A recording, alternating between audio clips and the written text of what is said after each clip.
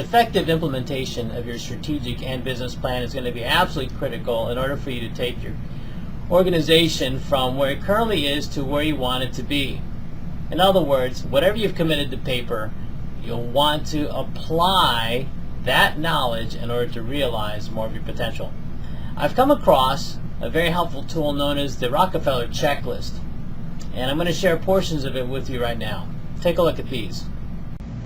Here is the Rockefeller Habits Checklist on execution, and I'll just share a few of the key points on this particular checklist. As you can see, there are bolded numbered items, and under each numbered item there are different items you can check off as you go along.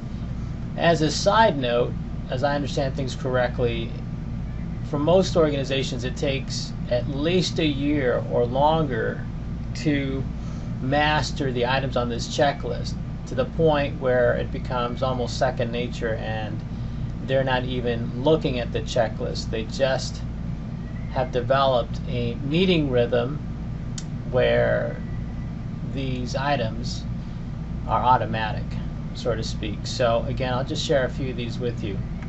Take a look at number one. The executive team is healthy and aligned. Team members understand each other's differences, priorities, and styles.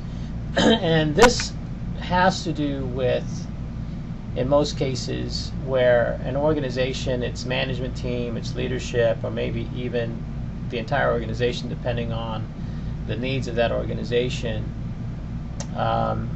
they've gone through maybe personality inventories and assessments and preferred communication styles, such as the Myers-Briggs or the DISC assessment. The team meets frequently. Weekly is best for strategic thinking.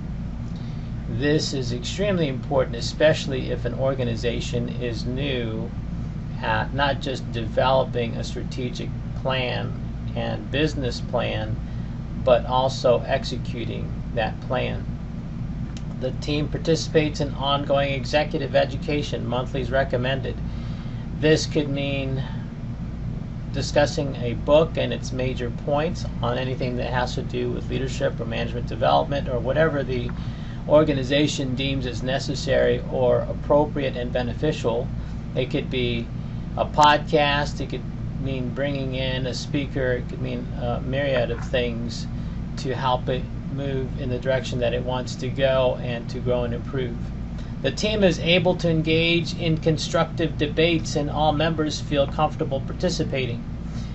Here's an interesting point about this, and that is there's a book by the name of The 5 Dysfunctions of a Team, written by an author and management consultant, Patrick Lencioni, and he talks about how every organization has certain levels of dysfunction, unless of course that organization is intentional about mitigating that dysfunction. And he highlights 5 particular characteristics or indicators that there is a dysfunction in the organization, and that the very foundation or base of that dysfunction in the organization is the absence of trust.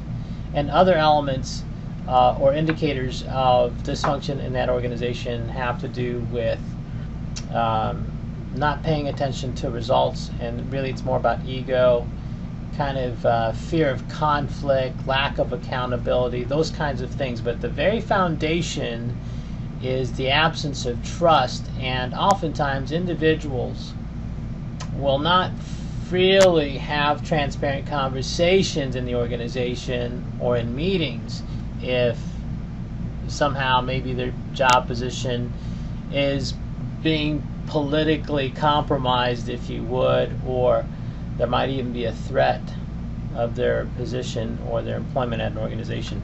Let me scroll down and just see if I can pick off another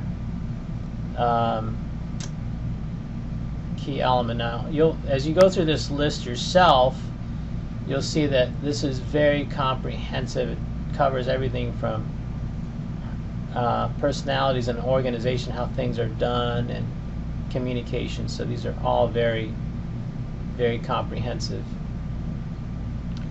Look at number 3. Communication rhythm is established and information moves through the organization accurately and quickly. All employees are in a daily huddle that lasts less than 15 minutes. All teams have a weekly meeting. The executive and middle managers meet for a day of learning, resolving big issues, and DNA transfer each month. Quarterly and annually, the executive and middle managers meet off-site to work on the 4 decisions. And you can learn more about the 4 decisions as it's covered at gazelles.com, which is where I found this particular tool on execution. Let's see if I could pull one here, another one.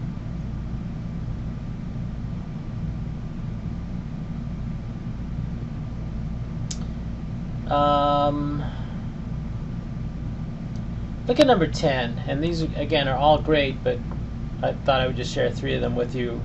The company's plans and performance are visible to everyone. A quote-unquote situation room is established for weekly meetings, physical or virtual. Core values, purpose, and priorities are posted throughout the company. Scoreboards are up everywhere displaying current progress on KPIs or key performance indicators and critical numbers. There is a system in place for tracking and managing the cascading priorities and KPIs. And once again, you can see how comprehensive and beneficial something like this would be for an organization to follow through. So when it comes to executing a plan, applying the knowledge that you acquired during the process of developing a strategic plan and business plan, this is going to come in very helpful. So remember to apply knowledge to realize more of your potential. Talk to you soon.